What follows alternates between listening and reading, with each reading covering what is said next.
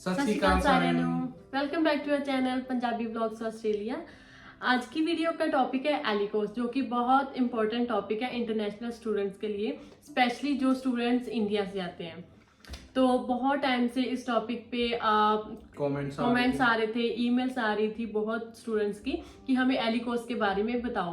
तो वैसे तो हमने ऑलरेडी इस टॉपिक पे वीडियो अपलोड की हुई है, तो लेकिन हमने सोचा कि एक बार फिर से आपको बता दें पूरा डिटेल में वीडियो बना के, ताकि आपके सारे डाउट्स वगैरह क्लियर हो जाएं। वो वीडियो हमने अपलोड की थी जब जब हम इंडिया से आए थे, तो तब की हुई है। तो आज ट्राई करेंगे कि इस वीडियो में आपके सारे मतलब डाउट्स वगैरह क्लियर हो जाए, 100% आपका जो भी क्वेश्चनिंग थी वो क्लियर हो जाए। तो उसके लिए प्लीज आप वीडियो को लास्ट तक जरूर देखें। तो इस वीडियो में हम सब कुछ बताएंगे, उसकी ड्यूरेशन को लेके, फीस को लेके, क्या क्या होता है इसमें, और कैसे इसका एग्जाम होता है, कैसे क्लासेस होती है, उसके बारे में पूरा डिटेल में बताएंगे। तो वीडियो करते हैं स्टार्ट। फर्स्ट ऑफ ऑल, एलिकोस क्या होता है और किसको करना मैंडेटरी होता है। एलिकोस होता है English language intensive course for overseas students. ये उनके लिए होता है कि जिनका आईएलटीएस या पीटी में एक आधे मॉड्यूल में स्कोर कम रह गया हो, उनको करना होता है। जैसे कि हमने आईएलटीएस में किया है, मतलब कि वहाँ 4 मॉड्यूल्स होते हैं, अगर एक में कम है तो फिर भी कुछ यूनिवर्सिटीज या कॉलेज होते हैं जो एक कंडीशन पे सीओ इशू कर देते हैं कि अगर आप इधर आके एलिकोस को क्लियर करोगे तो हम आपका मेन कोर्स जो है फिर आप स्टार्ट कर सकते हैं। हम आए थे 2019 में, तो मुझे भी एलिकोस करना पड़ा था क्योंकि मेरे रीडिंग मॉड्यूल में थोड़ा स्कोर कम रह गया था, इस करके मैंने किया था। इसलिए मुझे इसका पूरा मतलब पता है कि इसमें क्या होता है, कितनी हमने फीस पे की थी, क्या इसकी ड्यूरेशन थी और क्या क्या हमने किया था। फर्स्ट ऑफ ऑल हम बात करेंगे फीस की। इसकी फीस जब हम आए थे 2019 में, तो हमने इसकी फीस पे की थी $4,200 ऑस्ट्रेलियन डॉलर्स, इतनी हमने फी पे की थी। और अभी तो आई थिंक ज़्यादा होगी क्योंकि हम 2019 में आए थे, अभी 4.5 ईयर हो गया है, तो इसलिए। अगर हम इसकी ड्यूरेशन की बात करें तो इसकी ड्यूरेशन होती है 10 वीक्स की। इसमें क्या होता है कि हमें 10 वीक्स फुल टाइम स्टडी करनी पड़ती है। मंडे टू फ्राइडे हमारी क्लासेस होती हैं और 4 आवर्स पर डे हमें फेस टू फेस क्लास लगानी होती है।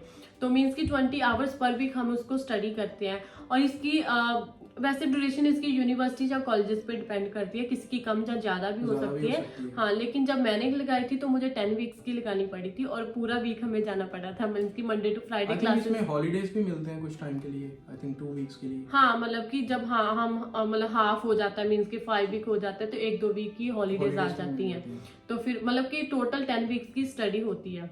में क्या होता है कि 10 वीक्स क्लासेस चलती हैं, उनमें असाइनमेंट्स आती हैं। आई थिंक 8 से लेके 10 तक की असाइनमेंट्स थी, और उन्हीं असाइनमेंट्स को हमें 50% क्लियर करना होता है पास करने के लिए।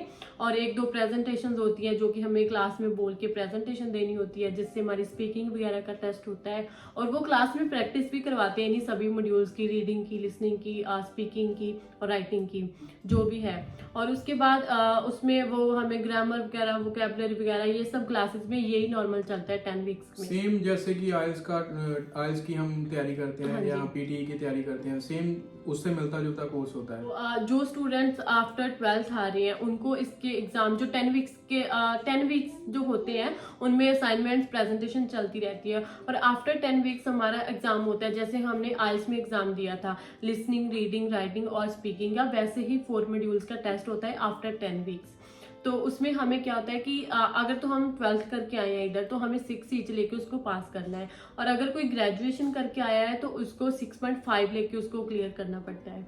तो जब तक हम अपना एलिकोस क्लियर नहीं कर पाते, तब तक हम अपनी जो मेन कोर्स है, हम जिसमें आए हैं, कोई बैचलर में आया है, कोई मास्टर्स में आया है, तो तब तक वो अपना मेन कोर्स जो है वो स्टार्ट नहीं कर पाएगा। जैसे आपको बताया कि आपको इसमें फुल टाइम स्टडी करनी पड़ती है 4 आवर्स पर डे, और इसकी जो अटेंडेंस होती है वो हमें 80% कंपल्सरी है। तो इसका मतलब हम ज्यादा क्लासेस मिस नहीं कर सकते, हमें 80% अटेंडेंस हमारी होनी चाहिए। जैसे आपको बताया कि इसको हम अगर क्लियर करेंगे तभी हम अपना मेन कोर्स स्टार्ट कर पाएंगे। तो इसमें क्या होता है, अगर किसी मॉड्यूल में स्कोर कम रह जाएगा तो कुछ यूनिवर्सिटीज उनको ऑफर करती हैं कि वो एग्जाम फिर से दे दे उस चीज का विदाउट एनी फीस। तो बट जब तक हम उसको क्लियर नहीं कर पाएंगे हम नेक्स्ट अपना मेन कोर्स स्टार्ट नहीं कर पाएंगे। अगर कोई स्टूडेंट ज़्यादा ही वीक है तो उसको मतलब नहीं पास कर पा रहा तो उसको मतलब फिर दोबारा से करना होगा और दोबारा फीस भरनी पड़ेगी। हाँ, उसे एक चांस वो फ्री ऑफ कॉस्ट दे देते हैं, बट सेकंड टाइम अगर हम फिर भी रह जाएं, हमसे क्लियर ना हो, फिर हमें फीस उसकी दोबारा देनी हाँ, पड़ेगी। फिर फुल मतलब फीस जितनी दोबारा पे करनी पड़ेगी आपको। हाँ, और काफ़ी स्टूडेंट्स के कमेंट्स थे कि इसमें हम कितना काम कर सकते हैं जहाँ मतलब हमें, तो वो जब हम एली कोर्स चल रहा है, हम 10 वीक्स का हमारा चल रहा है, उसमें हमें कोई वर्क राइट्स नहीं है।